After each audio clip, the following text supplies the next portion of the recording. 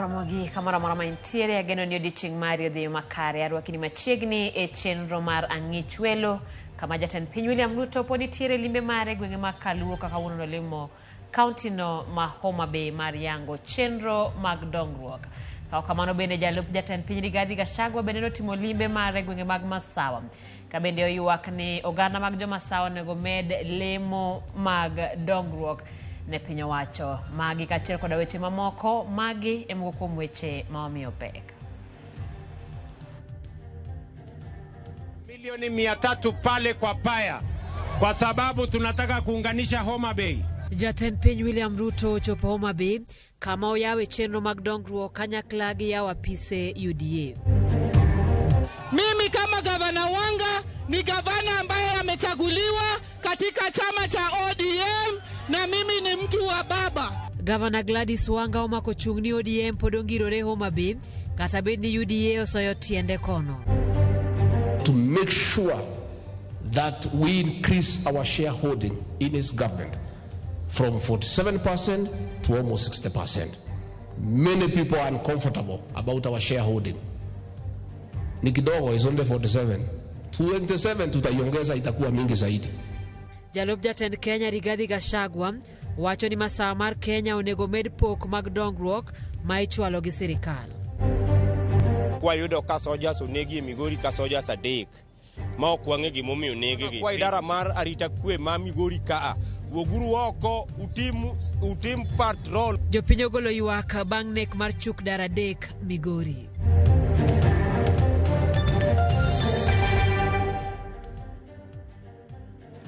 Machiegni nyako RAMOGI inyalo tudori kodwa e namba mar ote machuok 236000. Bende wantiere mbui mag oganda yudowa Facebook RAMOGI TV, wantiere Instagram RAMOGI TV, wantiere Twitter RAMOGI TV. Bende inyalo tudori koda e mbui mara mar Facebook mano Simfros Okinda. Machiegni nyinga Simfros Okinda elo jaelieta ka jaloko marwa en Belinda Adhiambo. Kawachako eni jatend piny Kenya William Ruto kawuono yawa yanga chenro mar gero ndara mar kilomita 74 mabiro muonyo shillings bilion 3 e county ma Homa Bay. Ruto wacho ni ndara masori Magunga Sindo nyaka Mbita biro konyo jiwo wuodhe koriwo koda ka wuodhe madonje tie nam kod kargo mar rech. Kera bende osingo matiyo kod shillings bilion 7.5 e gero nderni ma Homa Bay mabiro jiwo dongruok mar Nyanza. Ikineno bende jatend piny mane oloso mfangano osingo oloso gi jatend Uganda Yoweri Museveni mar jiwo arita ne jolupo matiyo gi nam. Jatelo ma Kaluo mane ochopo e limbe Ruto Homa Bay omedo puoyo. Niliwaambia nitawafanyia. Mara kwanza nilisema tutatengeneza barabara. Leo tumekuja kutengeneza barabara. Niliwaahidia watu wa Sindo tutawaletea sub county. Leo tumewaletea sub county. Si ndio rais ametangaza? Mliniambia watu wa Uganda wanawasumbua. Si leo rais amesema Tuesday ataenda Uganda kutengeneza hiyo. Nimekuja mara mingi Homa Bay lakini sijawahi kuja hapa kwa Island. Your Excellency, kwa sababu wewe umesema, nataka niseme ukweli hapa kwamba barabara ya kwanza nikiingia ofisi ya kuweka sahihi ilikuwa ni hii barabara ya hapa Mfangano Highland. Your Excellency, umesema mara mingi, umesema ya kwamba tulichakuliwa tutumikie wananchi, haijalishi wanatoka sehemu gani. Umeonyesha na umedhihirisha kwa vitendo kwamba hiyo inawezekana. Kwa sababu hii pesa yenye tulipata kutengeneza barabara hii haikuwa kwa budget, Your Excellency, tangu mpaka tufike ofisi. Wewe uliniambia tafuta hata kama ni emergency pesa, haiwezekani sehemu ya Kenya hatukuna mahali hakuna hata barabara hata kidogo. Na kushukuru kwa sababu ya hii barabara, na Your Excellency vile umesema itakuwa lami, mimi karibu nianguke hapa chini kwa sababu ya furaha. Jatend Kenya William Ruto yawa yanga chenro mar beyo dhowath ma paya e boma ma Homa Bay. Ruto maolimo dhowath no koni singo maneno ni okonyo e jiwo ohala kod chenro mag wuodhe mag nam. Dhowath ma paya osebedo kod midhiero makagi kacha kalore gi chal mare ma ok osebedo maber. Morning, sir. How are you?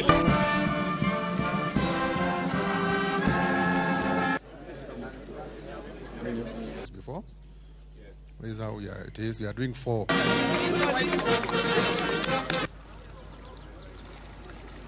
Kuna Coast Guard wako huku na kazi yao kubwa inafaa kuwa kuchunga sisi kulingana na wale wa Uganda. Lakini saa zingine wale Coast Guard wanarudi tena wanakamata wavuvi badala ya washindane na wale wa Uganda. Sasa, Your Excellency, najua just one word, wale wataelewa ya kwamba wachunge sisi, wapambane na wale. Mimi nataka niwaambie on Tuesday, naenda kuona mzee Museveni, rais wa kule Uganda. Na nitakubaliana na yeye vile hiyo kazi itaendelea. Si tunataka ujirani mwema. Na tunataka askari wetu wafanye kazi pamoja. Wachunge wananchi wafanye biashara, waendelee na uvuvi. Hiyo kazi nitashughulikia on Tuesday nikienda hapa Uganda kuona rais wa Uganda. Nimeongea na gavana wenu. Nimeongea na mjumbe wenu. Nimeongea na huyu Karoli Omondi na viongozi wale wengine hapa. Na Eliud Owalo ndiye amenifuata kule ofisini. Na nimekubali tutatengeneza ama tutanunua feri ya serikali ambayo itaunganisha kule mainland na hapa Mfangano. Na hiyo kazi nitaanzisha nikifika ofisini. Kapod wantiere county ma Homa Bay ni katodo koni kweth mar UDA ka otelne gi jatend Kenya William Ruto ne ogo tach kendo chwala agenda mag duond burano e county ma Homa Bay. Gavana ma Homa Bay Gladys Wanga wuko komotegno mar wacho ni gwenge ma Homa Bay pod chung motegno e tok ODM. Wanga koni donjo mar UDA gwenge mag Homa Bay en gino makatiba oyienegi mak mana ni en owuon kod lange pod gin kod adieri ni mbi mar ODM e gwenge go ni malo. E wotene jopiny mane yore limbe ma jatend piny e gwenge Masuba kod Homa Bay Town. Wanga koni katiba omiye thuolo kaka gavana matiyo machiegni gi sirikal mamalo e chwalo chenro mag dongruok ne jopiny mak mana ni ok onyal loko yie ma en go kod ODM. Vile umesema, mimi kama gavana Wanga ni gavana ambaye amechaguliwa katika chama cha ODM na mimi ni mtu wa baba. Lakini katiba imeandika serikali ya chini ifanye kazi na serikali ya juu. Hiyo ndio maana nimefika hapa leo kukukaribisha. Nyakaramogi report mathoth koluwo chenro makamano kata report machalo kamano wabiro kelo nukanye weche manyien mag oimore. Kao kamano wadhi nyime koda weche manyien ka jalup jatend Kenya Rigathi Gachagua medo dhi nyime gi wach mar ne sirikal mar Kenya Kwanza ujore de ujogo mane chung kode yiero mokalo. Gachagua wacho ni obiro medo luwo wach mar nano ne gwenge mag masawa mar piny Kenya mondo ne ni gwenge go oyudo pok mamalo mar lemo mag sirikal. Gachagua medo kwayo oganda kod jotelo ma masawa mondo riwre kanyakla. It is the decision of the Mount Kenya region that has instructed me instructions that I will follow to the letter to do whatever is within my power and ability to reach out to everybody and unite the Mount Kenya region behind President William Ruto. I want this region to deliver a decisive vote for President William Ruto in 2027 and to make sure that we increase our shareholding in his government from 47% to almost 60%. Many people are uncomfortable about our shareholding. Nikidogo is only 47. 27 tutaiongeza itakuwa mingi zaidi. Kawadhi West Pokot ni jolweny ma KDF koro chwal e county no tong mar Kenya gi Uganda mar keto kwe e kind oganda modak e alwora no. Ma en bang' tulo muoche gwengego kendo chuno jopiny odari miechgi kaluwore gi monjo kod kuo mag jamni. Jafwambo marwa Andrew Ndego nigi lerno. Ka idonjo e gweng' ma Kanyarus mane county ma West Pokot gi tong mar Kenya gi Uganda, jopiny osechako dok e chenro maggi mapile ka pile. Jopuonjre bende dok e skunde.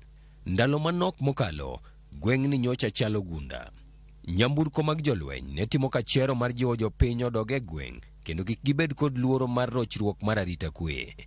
Ywak jopiny osebedo mar dwaro ni med jiwo kwan joket arita kwe. Sisi hatuna hata askari ya kukinga sisi ya Kenya. Hakuna, ni sisi peke yetu tu. Tunatanga usiku na watoto na mang'ombe, tumeumia kuumia. Wameadhirika sana, wametoka mahali nyumbani mwao kwenda kuhamia mahali kwingine. Na pia hii kazi ingefaa tuwe tunahesabu idadi ya watu kila nyumba, lakini watu wengi hawapo nyumbani kwao. Kweli ni hatari mtu ya reserve akijinunulia bunduki ama akipewa bunduki na yeye hajapewa rules na regulations. So karibu wiki mbili sasa area hii imekuwa ni hotspot ya insecurity, watu walali kwa mkwao. Apisas majoketari takwe bendo sebedo kayalo wach dwaro ni jopinyo ti kod gi machiegni e jiwo weche magarita. Kumekuwa na wizi kidogo, kuna a few criminals ambao wana collaborate na criminals kutoka the other side ya Uganda, na ndio wamekuwa kiiba ng'ombe pande ile wakipitisha pande hii, na ikifika pande hii bado inarudishwa tena wapi? Uganda. Watu wachache nataka kuiba ng'ombe, na hii wizi natoka Uganda na kuja kuchukua ng'ombe Uganda, alafu nakata Kenya katikati, anaanza tena kurudi Uganda. Tulikuwa tunaomba security iweke both sides, Kenya na Uganda, ili watu wachunge na mali yawe pamoja na familia yawe, kwa sababu hiyo kitu imeleta changamoto katika sehemu hii ya mpaka ya Uganda na Kenya. Eromo marjiwo kwe kindo Uganda masebei kod Pokot. Jotelo jiwo sirikal mar Kenya kod Uganda otim mapiyo mar mayo jonjore gige lweny manie lwetgi e tok chik. Ya faidi nyingi kusomwa kwa magazeti, social media negatively. Leo ng'ombe, leo risasi, leo nini. And I've tabled a motion before these people. Disarmament is the only option. Mtu mwenye na bunduki, either ya kweli ama ya haramu, na wewe sio civilized officer trained, umekula kiapo, toa. Jumberi omokalo tulo nyocha umweche kindo Uganda josebei ma Uganda kod jo Pokot ma Kenya bang' jokuo jamni nego jatend ward moro e piny mar Uganda kendo lal kod jamni bura. Andrew Ndego, Ramogi TV. Nyakaramogi tok report mar Andrew Ndego ne matero yoyi mokwongo chenro pod en mar ichwelo. Aneno ka ote osemolo kaeri aneno gor aneno Ramogi TV aneno Ramogi TV muska anu moja tunai an Sarasinga mar Wangneno West Kanyamkago. Erokamano Sara. Ichwelo nabi wuodo nguta mar Wangneno Ramogi ler e Migori County aroko jadolo Bishop Omolo Olem mar CIG mondo wayue kanyakla. Erokamano kuom report. Ramogi TV notice nyakwar Kanga an Busia aneno Ramogi eyo makare. Erokamano Ramogi TV antomo goya sure mar Nyakach Kajimbo. Ramogi TV morowa kendo ler maratari. Ramogi TV and Pastor Omondio tiche mar gemo nyenyoremos na Archbishop Odhiambo Gura gi jagoro Samuel Atongo giolo Oyanda gi Lilian Ogesa. Erokamano kikidhi mabor. Pod waiko ni weche mathoth.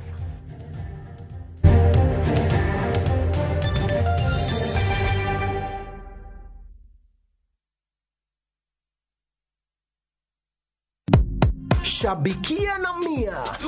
Bet with 100 Kenya shillings or more kwenye shabiki.com for you to stand a chance of winning amazing cash prizes whether your bet wins or loses. Kila Tuesday, 25 winners wanashinda 5,000 Kenya shillings each, na on Friday, 5 winners wanashinda 10,000 Kenya shillings each. Register, play and win. The more you play, the higher your chances of winning.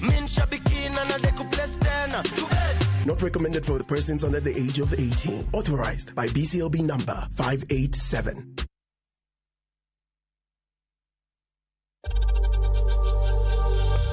We know times are tough, so save money by buying airtime from M-Pesa to any network with zero transaction fees. Dial *487*2# and get your airtime PAP with zero transaction costs. Ageno ni ano kawiro makeup mang'eny ahinya. Angadio ni nitiere nyako kae momori ahinya. Introducing Kundali Bagia in Luo. This is a story of two sisters who lost their father, and in their quest to find their mother in another town, they find love. Enjoy this romantic drama of Kundali Bagia in Luo on viewsasa.com. Mano ber ahinya. Era mit, era odake kindwa.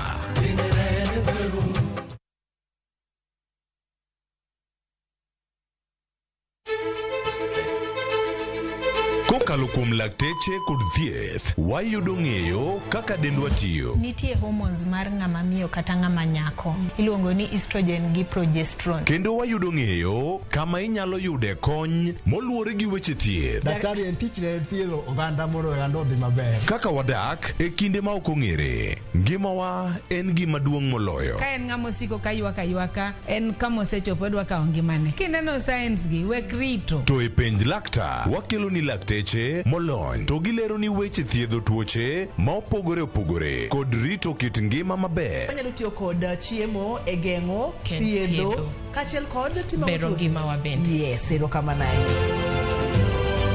Penj laktar kokalo Ramogi TV kama wacho ni ngima en mwandu. Wuok tich nyaka tich abich chakre saa 12 odhiambo nyaka saa 1 mar otieno. En chenro ma kik bai kata matin.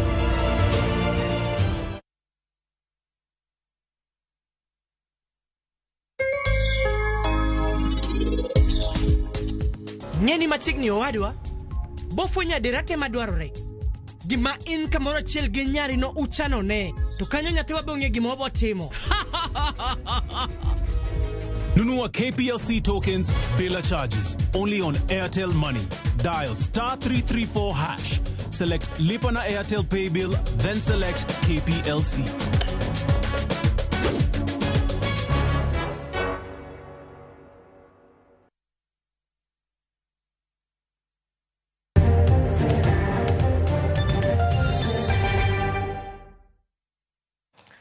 Machiegni kendo wadhi e kaunti ma Migori ka ywaruok pod dhi nyime e kind piny owacho kod jodak ma Makalda Nyatike ka otenore kod lowo manyocha oyangi ni idhi loki bedo bungu. Doho ma Migori osegolo chik ne piny owacho mondo kik dar ji e lobno nyaka kes ma ochwale doho kod piny owacho mar kaunti ma Migori winji kendo tieki. George Juma miyo walerno. Okang' ma okaw kod piny owacho mar lando ni lowo malachne romo ekas 6,000 e gwego mag Makalda e subkonto ma Nyatike makwano gan mathoth odakie sani oket tenge bunge osekelo ywaruok e kind piny owacho kaachiel kod jodak e gwego mag Makalda ka opogore kod chiwo ywak margi ne piny owacho e yo mar ng'anyo mamuol. Oganda gwego mag Makalda be koro tero ywak margi e doho. Kuma wanyalo dhi e sani mokwongo gimiyo watwambe waongego wan kanyo mwang'eni lopwa. Krat Kenyatta notiyo, Moi otiyo, Kibaki otiyo, Uhuru otiyo. Jopiny gi odak adaka Nyatike ka ging'eni kanyo e kama gidake. We fail to understand ang'o momiyo koro sani sirikal masani ni dwa riembo jo Nyatike ka giwacho ni kanyo eko en forest. Ka okale kes mochwale doho kod piny owacho mar kaunti ma Migori e lo jodak ma Makalda, oganda gi mabende osebedo kod luoro ni daro gi machiegni kod piny owacho koro yudo fungruok bang' doho ma Migori golo chik ne piny owacho mondo koro kik dargi nyaka chieng' kes ni winji kendo ng'adi.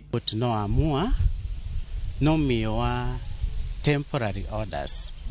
Mano tiende ni onge gima nyalo timore that land until the matter is heard. Tarik 4 mar dwe ni, Senator ma Migori Eddie Okech kod senators mamoko 5 ne otimo limbe loni mar Makalda kendo ne ochiwo singo mar chwalo ywak margi e od bweno mar Senate. Okang' mane okaw kod piny owacho mar lando ni loni maromo ekas 6,000 oket tenge bunge bende koro osekelo paro mopogore opogore kuom josiasa e kaunti ma Migori. Watieke kikot to nitie moko mabiro tieko kisiasa ka saa ochopo. Sani pod wayale kosedong' e lwetwa nitie mabiro tieko kisiasa mondo wang'ego ni gidi nochakore gi kanye wang'eyo to wadhi tieke kisiasa. Watimo due diligence kendo adwaro duoko ne county government motelne gi His Excellency Governor Ochilo mano keto wakili atoni marwa mondo omak wachni matek. Aparo ni biro dhi maber, akwa jothura ni gibed gi kwe. Eloni ma piny owacho ka okalo kuom gazet mar piny owacho ma tarik 13 dwe mar 6 mar higani ne olando ni oket tengene bunge. Nyaka sani kwan oganda maloyo 20,000 odakie, kendo nitiere mwandu mopogore opogore ma oting'o sikunde, ute thieth kaachiel kod tesend obila. George Juma, Ramogi TV, Migori. Jatend migawo mar rito chenro mag oganda Florence Bore koro wacho ni nitiere achudhe makedo gi wach mar loro chutho kuonde rito nyithindo mag ji giwegi kaluwore ni gin e ohala mar uso nyithindo. Bore wacho ni sirikal dhi kolo i sekta mar kuonde reso nyithindo kendo e thuolo mar higni 8 ibiro keti chike motegno kendo neno ni sirikal okawo ting' mar nyithindogo. Matimore kama kuom kuonde rito nyithindogo kod jo Kenya makedo ne ratiro mar nyithindo pod ywak ni sirikal omed mana sirogi kendo keto kenge motegno mag neno ni ngima nyithindo oriti. Jatend migawo mar rito chenro mag oganda Florence Bore kod jokanyo mamoko e migawo mar chenro mag rito nyithindo nochopo kar reso kendo rito nyithindo mar Arap Moi Children's Home mantie Nakuru, ma en achiel kuom kuonde rito nyithindo mag piny owacho. Bore onyono kar tiende ni kuonde rito nyithindo mag ji giwegi nyaka lor kaluwore ni thoth utego nitiere e ohala mar uso nyithindo kendo chocho ratich nyithindo ataro mar chike ma pacho ka. A Kenyan child can only be adopted by a Kenyan person. We don't allow trafficking of children to other countries. We don't allow children to be taken to other countries. But it looks like there has been a business where children are sold out for some good money. And we think the roots have been through the private homes. Bore medo ni gionge kata mana kwan nyithindo manitiere kuonde rito nyithindo mag ji giwegi go, gino mamiyo bedo matek ne piny owacho mar chwalo arita makare ne nyithindogo. So for us to take care of these children, we want to ensure that they are in the Child Welfare Society of Kenya, because they are the ones that we run, and we have the capacity, and we have the space, and we have the funding from government to take care of these children. Matimore kinde mamoko kuom kuonde rito nyithindo to ywak ni loro kuonde rito nyithindogi okeyo kende mar kedo gi weche mag chocho ratich nyithindo. Ne walimo Pamela Adhiambo mosebedo ka rito nyithindo e kar dak ma Kayole, Nairobi kuom thuolo mar higni 17. Embakasi ka aserito nyithindo mwaka 17. Pok awinjo muso nyathi. Pamela wacho ni onge gimoro amora ma piny owacho miye e rito nyithindogi kata obedo ni moko kuom nyithindogo imiye kowuok e ute thieth mag piny owacho. Kaka director mar Hope, tijini nachake nikech hera mondo akony nyithindo mokie. Omiyo atiye nikech hera kendo onge aunga gimoro amora ma sirikal miya. Jo community ema kelonwa support moro matin. Kar loro kuonde rito nyithindogo, Pamela dwaro mondo sirikal ochung mana ute ma uso nyithindogo kendo siro jogo marito nyithindo e yo makare. Ywak mare en ni jopiny bende omed chung kodgi e reso nyithindo ma ochando. Akwayo ni kata obed jothurwa ma joluo biure mondo ukony nyithindo. Kel kata tiso pepa, kel kata Colgate achiel, kel kata mogo achiel mondo ikonygo jothurwa ma en mamau marito nyithindogi, to wan gi challenge. Jokende ratich nyithindo wacho ni loro utegi biro mana medo kwan nyithindo masandore. Gikwayo piny owacho mondo rid mana chike matayo utego. Sirikal nyaka ng'ini nyithindo nika protection magidwa miyo gi kata mana gik magidwa miyo nyithindo gi kuonde magidwa ni tergigo. Gigo ginyalo kelogi e udi gieki to nyithindo gi girito. Policies bende ginyalo keto maber marito nyithindo gi kima kata luoro magin godo ni nyathi bro gol ka itimo ne child trafficking cha. Bedo maonge nikech iyudo ka nitiere gik moko ma ka sirikal okete maino ahinya e chike to nyathi mokel mondo mi odag kama chalo kama daka maber mabede ng'ama ng'ongo manyalo timo gigene. Jogo mani kod kuonde rito nyithindo mag ji giwegi koro dong kod higni 8 ma sirikal biro bedo ka nono sekta no kendo neno ni otim lokruok ma oriwo kod kalorogi. Kawadhi nyime ni kambi goldi mar Shanta Gold ma osebedo ka konyo mole gwenge mag Ikolomani e kaunti ma Kakamega kuom higni 15 mokalo okelo dang'ni ne oganda bang' yango ni gifwenyo dag mula machielo kendo dwaro ni jopiny odar. Okang' makamano miyo gavana wuok tung' mosuo gi kambino kendo dwaro ni gidar e kaunti no. Shanta Gold osebedo katayo chenro mage ma opuodhi gi tend kaka mega, kata kamano lendo margi mar dwaro ni jopiny odar owene gi thuolo mar kunyo mula koro okelonegi lweny. Kungojea baba kuwasili. Idaro Central, mpo? Wapi shangwe kwa mheshimiwa gavana wetu? Planning and ICT, CPA Livingstone. Najua watu wangu wa Ikolomani, asua vijana wetu, you depend on gold mining. Sina bwene. Lakini kuna kampuni hapa, watu wanaitwa Shanta Gold. Wamekuwa hapa for over 15 years doing exploration of gold. Juzi nimeona wametoa ripoti wakisema we have some gold deposits hapa Ikolomani, lakini watapeleka a factory of doing gold processing in Siaya. Hiyo sisi kama watu wa Kakamega tumesema tunapinga mambo ya gold mining kwenda. And I want to join my brother Shinali kuambia Shanta Gold, pack your belongings and go back. There is no way wewe unakuja hapa nasikia umeanza kuambia watu watachukua shamba yao without consulting the county government. Chuk daradek onegi boma ma Migori kod jomaundu mapoko yangi otieno ma piny orugo kawuono. Ringre chuk dargo yudi gi hinyruok mopogore opogore. Nek mar chuk dargo okelo ywak kuom oganda e sub county ma Suna West mawacho ni koro gidak kod luoro kaluwore kod rochruok mar arita kwe e gwengego. Jafwambo marwa ma Migori Jo Juma miyowa ler mar wachno.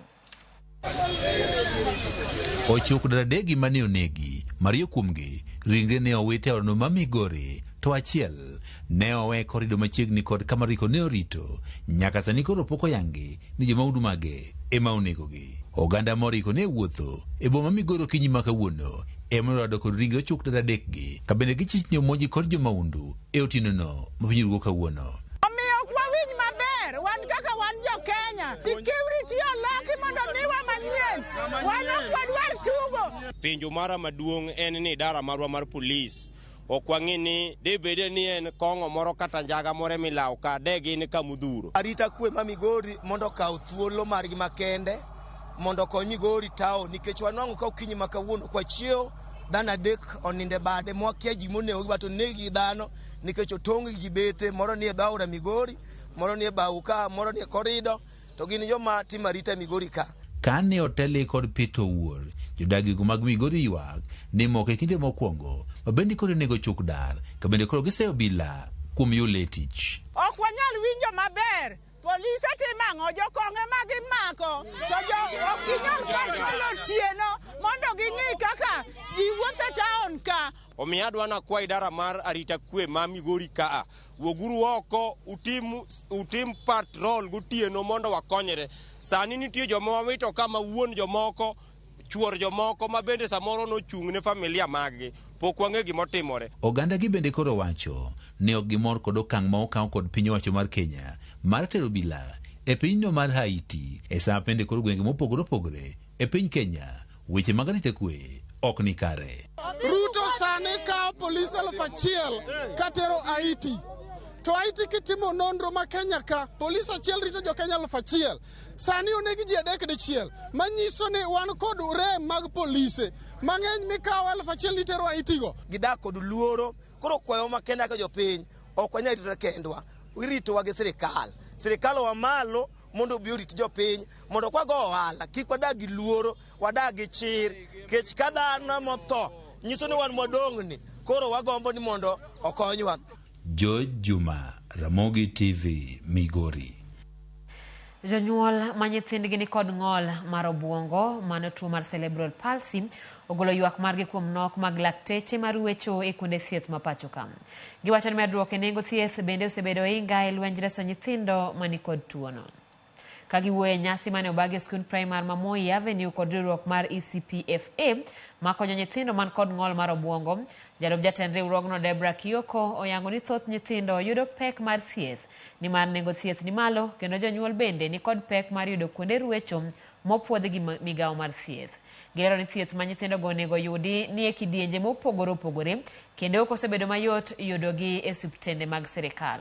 Okang' makama omiyo riwruogno mar ECPFA okawo okang' mar reso jonyuol gi nyithindgi manigi ng'ol mar obwongo.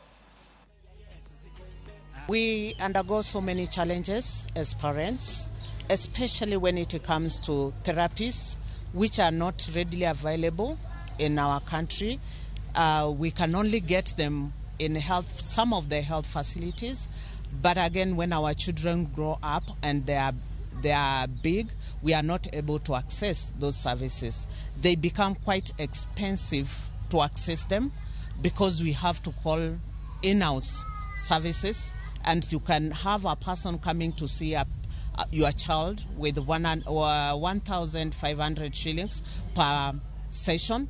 As a parent to a child with a cerebral palsy, today we are marking World CP Day, which was actually supposed to be yesterday, that is October 6th, but we planned for the event today to mark with the parents. The reason we are here is to mark the day actually for cerebral palsy, and then we also invited parents and our supporters. You can see them here. So that is basically why we are here.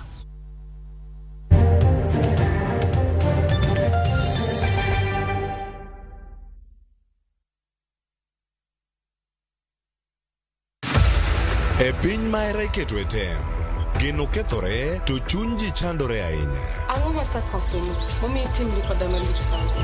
Timbe mok kare chako nyisore, to mae miyo winjruok manie kindgi ok bed maber. Timbego mora kendo ok ber.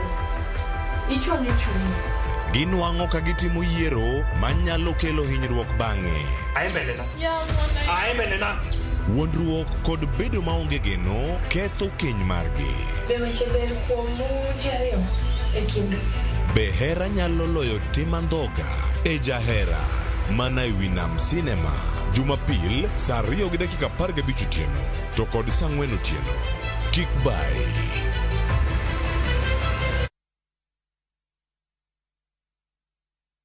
Ageno ni ano kawiro makeup mang'eny ahinya. Angadio ni nitiere nyako kae momori ahinya. Introducing Kundali Bhagia in Luo. This is a story of two sisters who lost their father, and in their quest to find their mother in another town, they find love. Enjoy this romantic drama of Kundali Bhagia in Luo on viewsasa.com. Mano ber ahinya. Era mit, era odak e kindwa.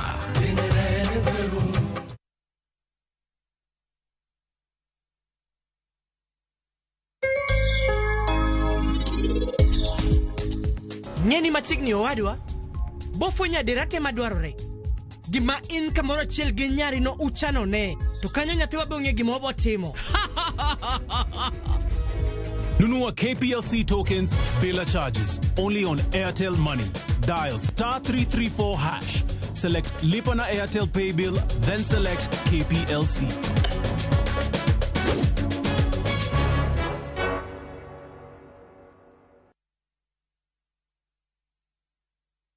Wakelo ni mok kuon mar Joymax Maize ma en gino makare ka imedo e chimbi mapile. Mok kuon marwa ok ni kod ndhadhu kende, to en kod madini mathoth mabeyo ne ngimani. Olose kod bando mabeyo ma oyier kendo regi e yo makare. Joymax Maize Meal iuso e nengo moyweyo ne ji duto madwaro dak e ngima makare. Kata ka idwaro medo teko mar dendi kata rito roteke mag dendi, yiero makare en Joymax Maize Meal. Teme kawuono mondo iwinj ber mar dak e ngima makare.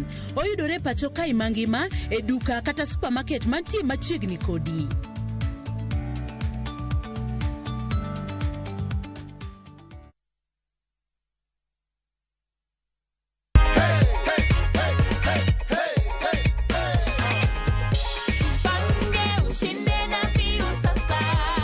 Tunataka kujua mshindi wetu ni nani. Hello, habari gani?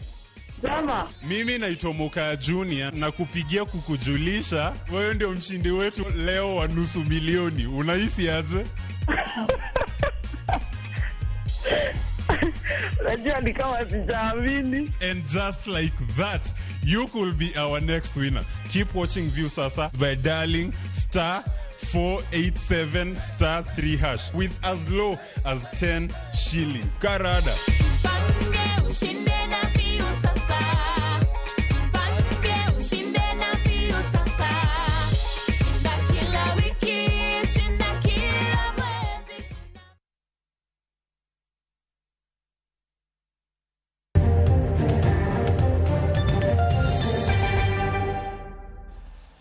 Nas ichamo to kendo jomoko lose kode mwandu mopogore opogore. To bende ng'eyo ni mat mag yweyo tiele dhot kata yot bende nyalo los kowuok e nas.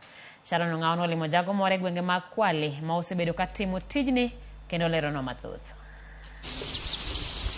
Jomoko ong'e kaka olemo. Jomoko bende ong'e kaka gino ma iloso godo math mopogore opogore e kind mamoko. To bende ing'eyo ni nas bende nyalo ti godo e loso mat mag yweyo tielo e dhot kata yot. E gwenge mag Kwale, warado gi wuod luo mosebedo ka tiyo gi yuk nas e loso mat. Kwale kae atimo tich mar loso domat kowuok e Hasquest. Mago pot mag nas kosebedo harvested. Koro pot mag Hasquest gin pot mag nas gi. Koro wa extract fibers from waste ni to loso go domat machal kamae. Omondi wacho ni dwaro mar chako loso mat mag yweyo tielo gi yuk nas en kaluwore kod tiegruok mane yude mbalariany. Natimo course moro miluongo ni agroforestry and rural development to kanyo ne nitiere aspect mar waste management. Koro naneno ni kaka Mombasa koni kwa yudo welo moa dala to matunda magiero chamo koni en mar coconut. To coconut ni ka welo medore, coconut bende mang'eny bedo harvested to wabedo gi waste bende mang'eny. Koro nang'iyo kaka anyalo kawo waste ni aloke obed gima nyalo miyowa mito ma pile pile. Mar chwalo kit tich motimo, Omondi lero kama osebedo kogole pot nas. Wan pot nas ki wakwanyi puothe mag farmers. Kwale kae sana farmers gintiere gi coconut trees e puothe gi. Koro ka gise harvest, farmers gi wadhi tuo wuoyo kodgi.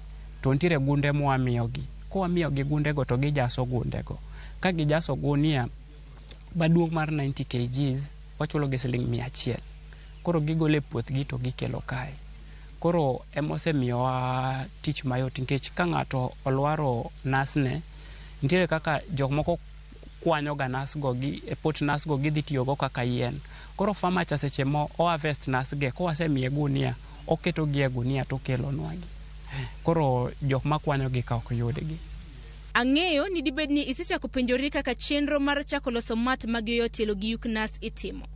Omondi leronwa. Wan kose kwany gi mokel gi kae, ntiere kama waketo gi e kae, kasto mats gi kokel gi kapok warego gi, waketo gi e pi. Waketo gi e pi nikech mondo waduok buru chien. Keseche mwarego cha ochal ka pong mogo, obedo gi buru. Koro buru cha wakete mondo waket buru gi chien. Kasto kwase keto gi buru gi chien, waketo gi e machine. Ntiere machine ma crush gini. Koro kose crush to wayudo fiber to wayudo gi cocoa-peat. Kete pi ok wakete for such a long time. Wakete pi mane samatin ne mondo ng'ama rego cha kik buru cha oiny kore to bende kik cocoa-peat ka gite gidhi giyamo. Wakete mana seche mwarego no to watiyo gi pipa. Waketo gi e pipa, waling'o gi e pipa to wakete machine to rego chak waling'o moke pipa. Kaso kwa setieko to wapedho gunia to wamoyo gi mana kaka ng'ato nyalo moyo cham e chien. Ka gisetuo koka watiyo kodgi e twang'o mats gi. Kaluwore gi dwaro mar rito alwora, Omondi wacho ni duol mochung' ne rito alwora NEMA osebedo ka tiego gi. Nwadwaro ni project wani kik obed ni oketho alwora. Koro nwatimo ne NEMA environmental assessment. Koro ntiere kaka jogo nopuonjowa bende mondo seche mwarego kik wainy jirendewa gi jok modak kodwa machiegni kae. Mana kaka tich moro amora, Achiedh nade bende ok nyal koso e kit tijni. Last year higa mokalo ne wantiere ndalo horo. To ndalo horo yudo ni yendwa mag nas gi ok ginyag maber. Koro kuom nyak gi mok ginyag maber, iyudo ni has gi nwayudo matin. Koro kwa yudo matin, mang'iso ni waloso mats matin, to bende warich clients matin. Lakini wago Nyasaye erokamano nikech sani koth chwe, to yendwa mar nas ni waneno ka opichni maber. Mang'iso ni ka yuto wayudo maber, wadhi yudo waste mang'eny. Tiere ndalo moko ne wantiere gi husk gi, to husk gin highly flammable. Koro nikech kane pok ochiel, to ng'ato nobiro mowang'o gi. Koro nowang'o husk wa mang'eny, mano duoko wa chien kabisa. Mat mag yweyo tielo miloso gi pot nas, mana kaka nuts mamoko, bende biro gi rapim mopogore opogore. Omondi lero pogruok ma mats mag pot nas nitiere godo. Seche ma isetiyo kode ma client maybe kikete dukani, client donjo, seche mochwero tiende kae, lodong' e matni. Koro kidwa luoke, tiolo mana pi, kasto iteng'e piny kamae, kasto ichak itiya kode. Kaka sani ndalo koth ni, gichuodho. Koro di ka customer achiel donjo, nyaka iywechi. Customer mar ariyo kodonjo nyaka iywechi. Koro matni opunguza wach mar ywecho cha, ma bende punguza wach mar tiyo gi pi mang'eny. Koro kikete kata to customer koywe tiende, to odi bedo maler, customer bende donjo kamor. Maswa gi gin bei mayot. Kasto kaka matni en 15 by 20 size. Matni wausa siling 1,000. Wausa siling 1,000 nikech fiber wani en fiber mwalosego ni en resistant to rust nikech onge environment mar saline, mar salty region. Another thing, en strong kwa compare gi mar Sisal, ma nyalo dumu higni 10 ka ng'ato nyiewe. Kasto bende wakade maber, motegno. Kasto bende watimo branding, ka wayudo customer to dwaro na brand ne, wanyalo timo ne branding e mat. Odiochieng' achiel wanyalo loso mats 2 nikech mat achiel nyalo ka odiochieng' achiel depending on size. Koro sizes gidhi from ntiere 15 by 12, ntiere 24 by 48, ntiere 60 by 24, gin different sizes. Kasto even seche moko bende customer nyalo ng'isi ni en odwaro size makama. Koro mane manyalo miyowa watuongo gini gimoro one day mat, lakini ka gini mathiso thiso to ginyalo tuang' 2 kata 3. E kinde manitiere lokruok mar kor lwasi, oganda imedo kwa mondo tigi yugi mantiere alwora magi, ma inyalo los godo mwandu mondo duok piny lila mar alwora. Sharon Ong'ao, Ramogi TV.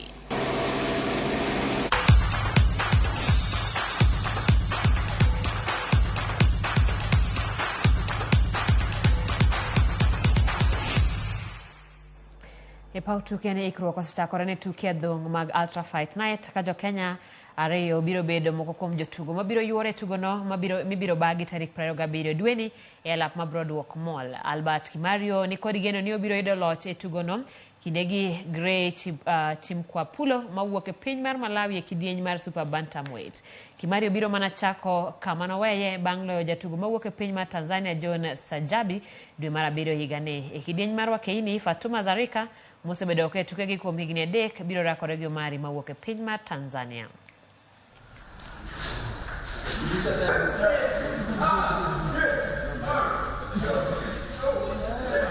Nimejitayarisha vizuri. Sasa niko na train mara moja nikibwagwa yule Mtanzania, sasa inabidi ni train mara 2. Juu napigana fighting ngumu sana. Fighting round ni 10. Kwa lazima ni train hard. Sasa ina work hard ku train ni mara 2. Changamoto ni mingi sana kwa mazoezi. Unajua boxer akikosa mpaka wewe coach urudi kwa mfuko msaidie.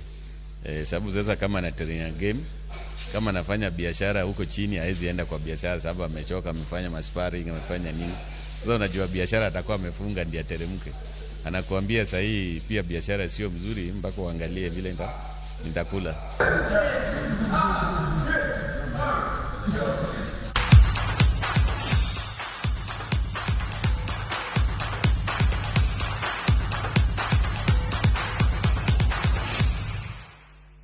Nyakoromogi dakika 43 tok sa chiel director mara wacho ni sa orumo. Kata kamano ang'eyo ni telo ka nitiere jo Arsenal emomiyo gimiya report mar Manchester United mogo Brentford gol 2-1. Kao kamano wanere weche mag nyien mago imore. Nyinga Simfrozo Kinda jaloko marwa Belinda Adhiambo.